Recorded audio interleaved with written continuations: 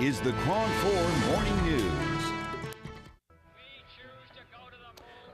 You're taking a look at one of America's top accomplishments, landing of men on the moon back in 1969, the day that the first man stepped on the moon. Many of these images are, of course, very famous and represent amazing accomplishments made by man. Yet people across the country frustrated with all the high-profile failures over the past couple of years. You can look back at the war in Iraq, Hurricane Katrina, the economic meltdown, just to name a few. And at a time of unprecedented challenges, there is a brand new book that's out now that maps out how to make our government work better. It's called If We Can Put a Man on the Moon, Getting Big Things Done in Government. Joining us this morning is William Eggers. He's one of the authors of the book. And William, first of all, thanks a lot for joining us. It's great to be with you today. And I guess one thing that people are asking is, whatever happened to the can-do spirit of government? When we look at the video of landing a man on the moon in a decade, it was done. And a lot of people point at that as maybe one of the high points. Well, that was 40 years ago. Right, right.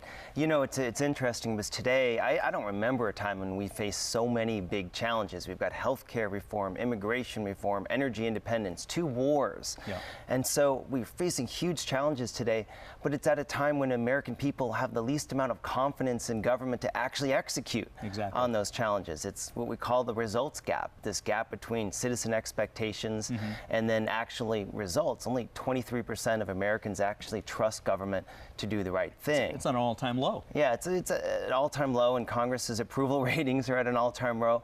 And so, how do we get out of this funk that we're in? And what we're saying in the book is we have to take the process of getting big things done seriously and stop all the blame storming and all the red team versus the blue team and everything, and actually take this seriously. But how do you actually go about the process of getting big things done? It seems that you touched on one of the big issues, and that is everything becomes political. Right. And if a red team came up with an idea, the blue team will automatically be against it, despite its merits, simply because it came from the opposition. Exactly. I mean, process is dull, politics is exciting, and this continually fighting between the red team and the blue team makes everyone think that it's just the other team's fault when something goes wrong. And so no one's actually gets around to that hard process of fixing this process. What you just mentioned, we call Tolstoy syndrome.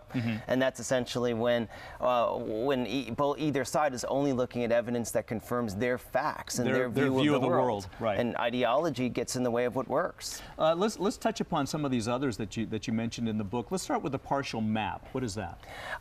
You know, we talk about essentially the silo trap, and that's when you only see this journey from idea to results. I mean, you have to have an idea, a good idea, you have to have a good design, you have to get it through the legislature and implementation. But what happens in our political world is that you've got the political world on one side, and then the implementation world and the bureaucracy on the other. We call it it's like the Stargate going from one world to the other. And so the silo trap is when you're essentially only looking at your piece of that, and you don't see the full journey. And then we end up having these silos, and then we end up having a lot of failures caused by that. You also mentioned in the book design-free design. What's that about? Well, you know, the design process actually takes place kind of in a vacuum. We have a policy design, and oftentimes the design of bills is designed to get through the legislature, not to actually work in the real world. Take California electricity deregulation.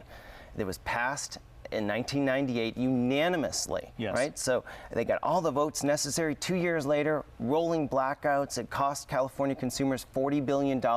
And cost the governor his career. Cost the governor his career. It was a complete disaster. So what happened? They designed the bill just to get enough votes, but they didn't design it to make it Enron proof, okay? And so you have to design bills to work in the real world, not just to work politically. There's another one that you mentioned, that's the overconfidence trap. Yes, you know, overconfidence is this kind of general thing in politics that when you often hear politicians say failure is not an option. Right. We know failure is an option. And it happens quite a bit. It is an option. And the best way, you know, we saw this in Iraq, right? Because we basically were convinced that we were, that there was no plan B after the shock and awe was over. We didn't have a plan B. Now what do we do? Right.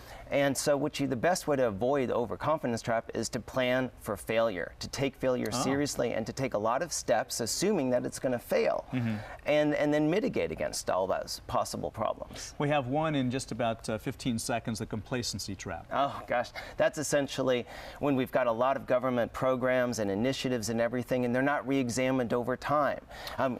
Think about our school system. It's designed for the agricultural era. Right, the 3 months off in the summertime. And so what we need to do is continually reevaluate these programs to make sure that they're ready for the 21st century. Sounds like a fascinating read. The title again is If We Can Put a Man on the Moon, Getting Big Things Done in Government. William Eggers, one of the authors. Thank you so much for joining us. Thank you. It was a pleasure. You ought to deliver this to Congress.